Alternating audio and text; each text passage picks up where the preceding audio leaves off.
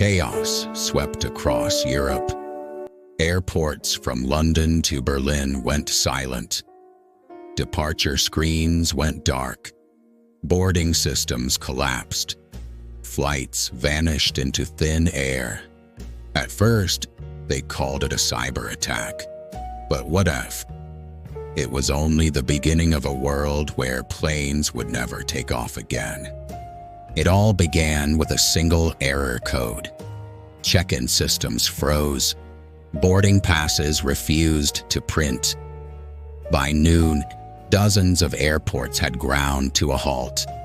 Passengers stranded, bags scattered and lost. Governments pointed fingers at hackers. But what if the hack was only the trigger, and the real weakness lay within us? For 3 long days, Europe's airports turned into refugee camps. Families slept on cold terminal floors. Children cried as flights disappeared from the departure boards. Airlines promised quick fixes, but calm never came. Rumors spread faster than any plane could fly. Some swore it was war. Others whispered about sabotage from within. And as the hours stretched on, trust in the skies began to crumble. Airports aren't just gateways for passengers. They are the arteries of the global economy. Within days, vital shipments stalled, medicine delayed, fresh food spoiled. Factories stood still, waiting for parts stuck in grounded planes. What began as flight cancellations mutated into something bigger, an economic virus spreading across continents. With airports offline, governments panicked. Some shut their borders completely. Others sent soldiers to patrol empty terminals. For the first time since the Cold War, Europe felt divided. Not by walls, but by silence in the skies. Families were stranded across borders. Business partners cut off mid-project. Students unable to return home. The world was shrinking, fast. Imagine your life without airplanes. Vacations erased. Global business slowed to a crawl.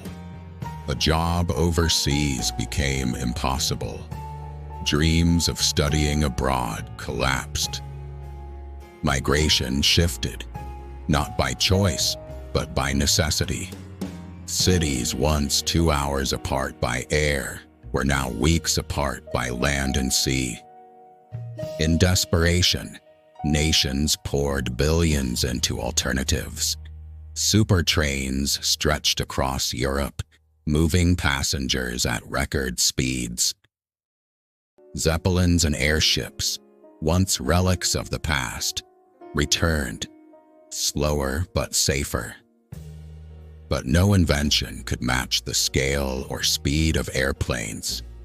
And so humanity was forced into a slower rhythm. And a slower rhythm meant a very different world. Without air travel, society reshaped itself. People stayed closer to home.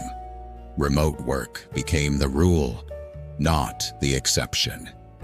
Tourist cities emptied, while small local economies began to rise. Global giants stumbled, unable to span the gaps.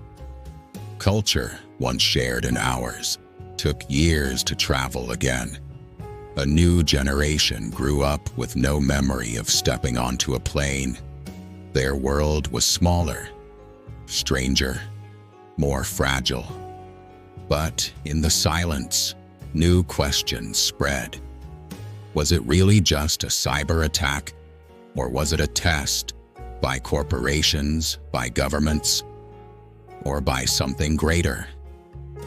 In the absence of trust, conspiracies thrived. Some whispered that the skies had been seized by an unseen intelligence. Others believed humanity had been grounded, on purpose.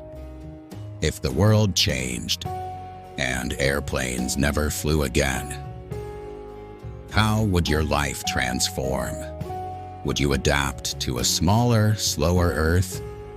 Or would you fight to reclaim the skies?